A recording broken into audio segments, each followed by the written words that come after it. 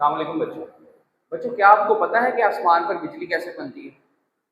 क्या आपको ये आइडिया है कि एलईडी टीवी जो आप रोजाना अपने घर में देखते हैं, उस पर कलरफुल इमेजेस आपको कैसे नजर आते हैं?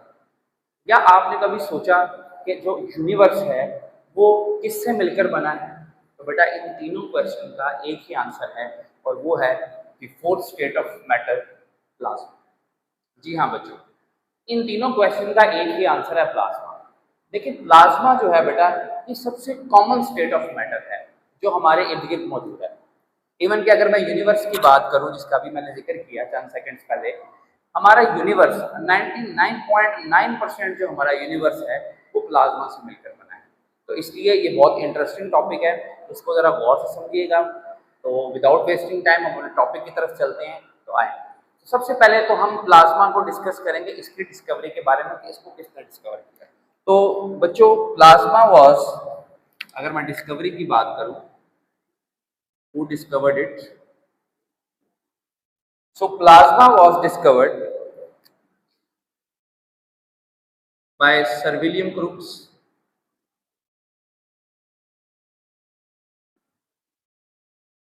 in 1879।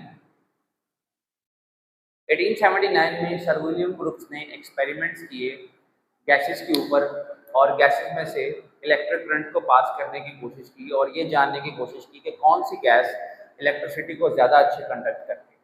लेकिन अपने एक्सपेरिमेंट्स के दौरान उन्होंने एक बहुत ही नई चीज़ और इंटरेस्टिंग चीज़ ऑब्जर्व की, और वो क्या थी कि जब उन्होंने हाई वोल्टेज पर गैसेस में से इलेक्ट्रिक करंट पास किया तो उन गैसेस ने लाइट प्रोड्यूस की। विलियम क्रुक्स हैरान हो गए और उन्होंने अपने रिसर्च पेपर में ये बात लिखी कि मुझे एक नया स्टेट ऑफ मैटर मिला है। और वो नया स्टेट ऑफ मैटर कैसे मिला? जब मैंने गैसेस में से हाई वोल्टेज करंट पास किया। और उन्होंने इस नए स्टेट ऑफ मैटर को बेटा नाम दिया रेडिएंट मैटर।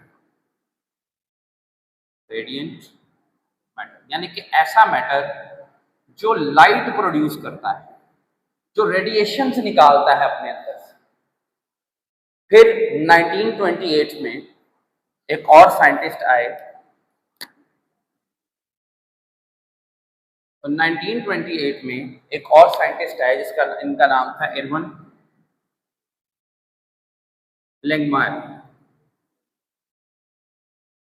एरवन लेंगमायर ने इसी रेडिएंट मैटर को बेटा नाम दिया प्लाज्मा, जिसको आज हम फोर्थ स्टेट ऑफ मैटर बोलते हैं। So this is how the plasma state was discovered by Sir William Crookes and named by Erwin Langmuir in 1928। कैसे डिस्कवर हुआ ये मैं आपको बता चुका हूँ। अब हम थोड़ा सा इसकी डेप्थ में जाते हैं और ये देखते हैं कि अगर मैंने और आपने लैब में प्लाज्मा प्रोड्यूस करना हो तो वो कैसे करेंगे। तो आइए उसकी तरफ चलते हैं। पहले बेटा आप इसको नोट कर लें, ये आपकी बुक में मेंशन नहीं है, तो इसको नोट कर लें। Then we will move towards how can we produce plasma in the lab.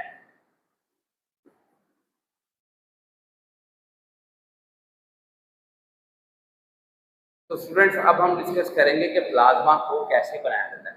देखिए, प्लाज्मा को कैसे बनाया जाता है, जब हम किसी भी गैस को बहुत ही हाई वोल्टेज पर इलेक्ट्रिसिटी दें या किसी गैस को बहुत ज़्यादा हम गर्म करें, हीट करें, तो उसके जो एटम्स होंगे गैस के, वो इलेक्ट्रॉन्स निकालते हैं और वो एटम्स चार्ज हो जाएंगे और उन चार्ज एटम्स को हम आयंस बोलते हैं। तो आइए ज़रा देखते हैं कि कैसे बनेगी। फर्ज कर लें आपके पास एक कंटेनर है and this container contains a gas, any gas, और उसके ये एटम्स, मैंने कुछ एटम्स बनाए।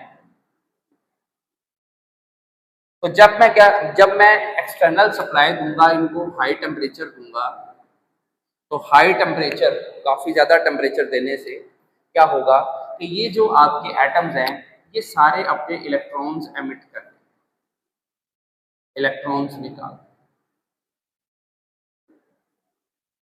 और जब ये इलेक्ट्रॉन्स निकाल देंगे तो इन एटम्स के ऊपर बेटा आ जाएगा पॉजिटिव चार्ज।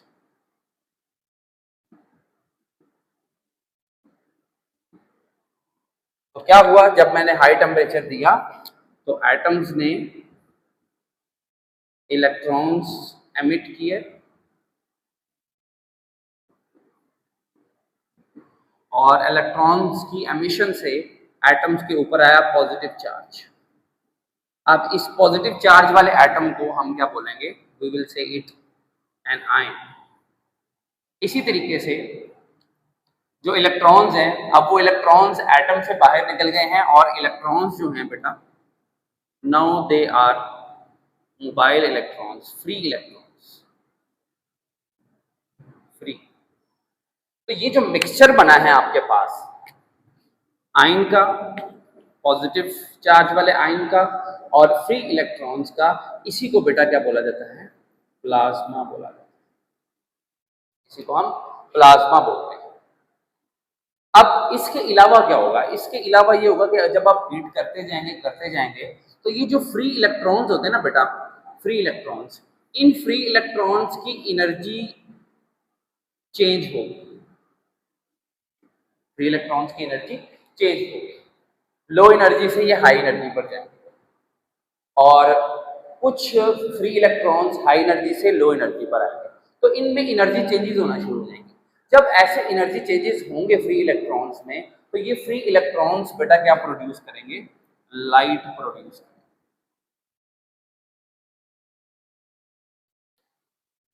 तो this is how plasma is produce. तो प्लाज्मा कैसे प्रोड्यूस होता है, जब भी किसी एटम को किसी गैस को हम हाई वोल्टेज पर with the help of electricity या किसी एक्सटर्नल सोर्स से हाई टेम्परेचर पर हीट करते हैं, तो उस गैस के एटम्स इलेक्ट्रॉन्स एमिट करते हैं। जब इलेक्ट्रॉन्स एमिट करेंगे तो atoms will convert into ions, जिन पर पॉजिटिव चार्ज होगा, और ये इलेक्ट्रॉन्स, इनके एनर्जी लेवल्स तब्दील होंगे और एनर्जी लेवल्स, एनर्जी चेंजेस आने की वजह से ये इलेक्ट्रॉन्स लाइट एमिट। तो इसीलिए इसी वजह से आपको सन जो है वो लाइट देता है, क्योंकि sun is also a ball of plasma. उसके अंदर भी बिल्कुल इसी तरीके से लाइट जनरेट होती है और वो लाइट हमारी अर्थ तक पहुंचती है। आसमान पर आपको रात के वक्त मुख्तलिफ तारे नजर आते हैं, हम छोटे होते तारे गिनते रहे हैं, आप भी गिनते होंगे, तो वो तारे आपको चमकदार नजर आते हैं, स्टार्स आर शाइनिंग। उनकी लाइट कहाँ से आती है, वो लाइट भी इसी वजह से। हमारा जो यूनिवर्स है, उस यूनिवर्स में सबसे ज्यादा जो प्रोमिनेंट बॉडीज हैं, दे आर स्टार्स, और सन बजाते खुद एक स्टार है और सन लाइट एमिट करता है। कैसे लाइट एमिट करता है वो मैंने आपको बताया। इसके अलावा जब आसमान पर बिजली कड़कती है तो बिजली प्रोड्यूस होती है, वो कैसे प्रोड्यूस होती है उसका ताल्लुक भी प्लाज्मा के साथ है। तो आइए अब हम उसको डिस्कस करते हैं।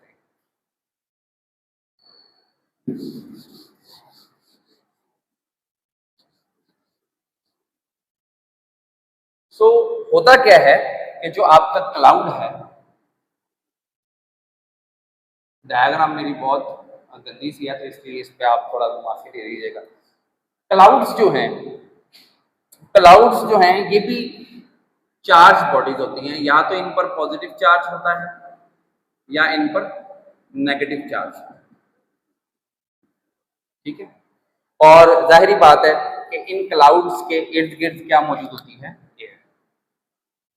और एयर क्या है, गैसेस का मिक्सचर है, यानी कि एयर भी किससे मिलकर बनी है, एटम से।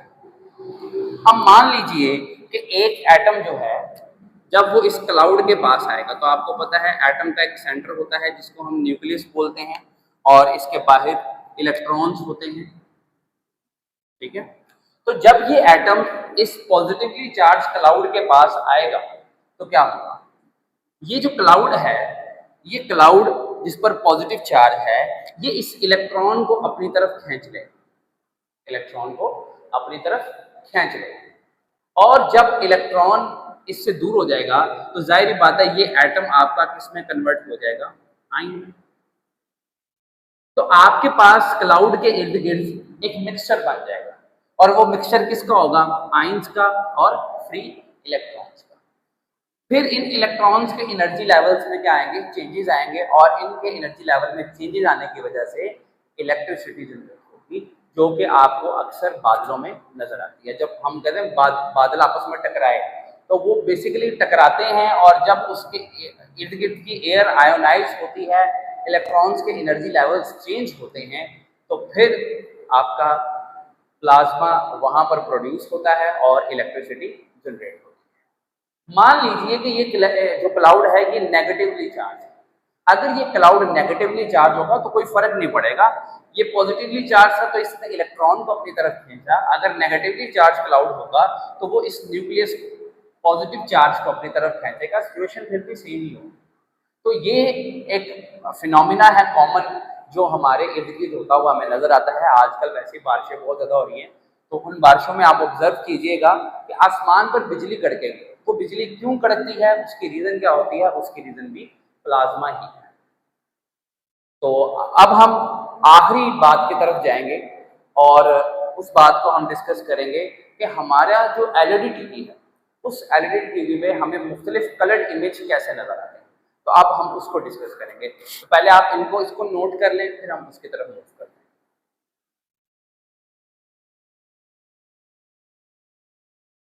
अच्छा बच्चों, आज अब हम लास्ट हिस्से की तरफ चलते हैं। फटाफट देख लें आप कि एलईडी टीवीज कैसे ऑपरेट करती हैं और आप कलरफुल इमेजेस कैसे देखते हैं। देखिए ये एलईडी टीवी मैंने आपके सामने एक डिमॉन्स्ट्रेट किया है। इसमें जो छोटे छोटे डॉट्स हैं दीज आर सेल्स और इन सेल्स के अंदर गैस फिल की जाती है।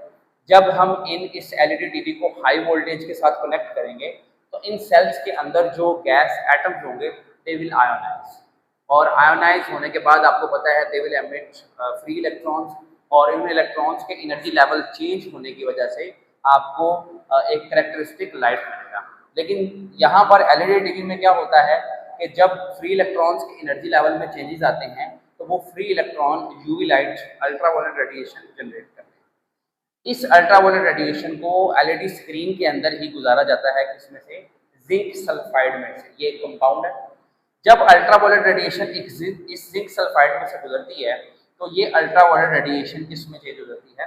विजिबल लाइट के अंदर चेंज हो जाती है और हम अपनी एलईडी स्क्रीन पर एक कलरफुल पैटर्न और इमेजेस देख पाते हैं। तो बेटा ये था आपका टॉपिक प्लाज्मा और प्लाज्मा का हमारी लाइफ में क्या रोल है। इसके अलावा एक चीज और रह गई है, वो है नियॉन साइंस। Neon science. तो ये नियॉन साइंस जो है ये एडवर्टाइजिंग के लिए इस्तेमाल किए जाते हैं और ये भी बेटा इसी फंक्शन पर ऑपरेट करते हैं। जैसे आपकी एलईडी स्क्रीन वर्क करती है बिल्कुल इसी तरीके से नियॉन साइंस भी ऑपरेट करते हैं। आपने अक्सर किसी जगह पर गए हों, किसी होटल में, किसी एकेडमी में, किसी स्कूल में, तो उन्होंने एडवर्टाइजिंग के लिए एक कलर्ड बोर्ड्स बनाए होते हैं, ठीक है, जो कि इलेक्ट्रिसिटी की मदद से ऑपरेट करते हैं। उनको हम नियॉन साइंस बोलते हैं क्योंकि उनके अंदर पर्टिकुलरली ज़्यादातर जो गैस यूज़ की जाती है वो नियॉन होती है और वो भी इसी फंक्शन पर ऑपरेट करते हैं। इसके अलावा नियॉन के अलावा आर्गॉन, क्रिप्टॉन, ये कुछ गैसेज हैं जो हम इस्तेमाल कर सकते हैं एडवर्टाइजिंग बोर्ड्स के अंदर ताकि लोगों को हम अपने प्रोडक्ट्स की एडवर्टाइजमेंट कर सकें। तो this was all about plasma. तो इंशाल्लाह नेक्स्ट लेक्चर में हम एक फिफ्थ स्टेट ऑफ मैटर को डिस्कस करेंगे, बोस आइंस्टाइन कॉन्डेंसेट। तो अभी के लिए इतना ही काफ़ी है। तो इंशाल्लाह नेक्स्ट लेक्चर में मुलाकात होती है। तब तक के लिए अल्लाह हाफ़िज़।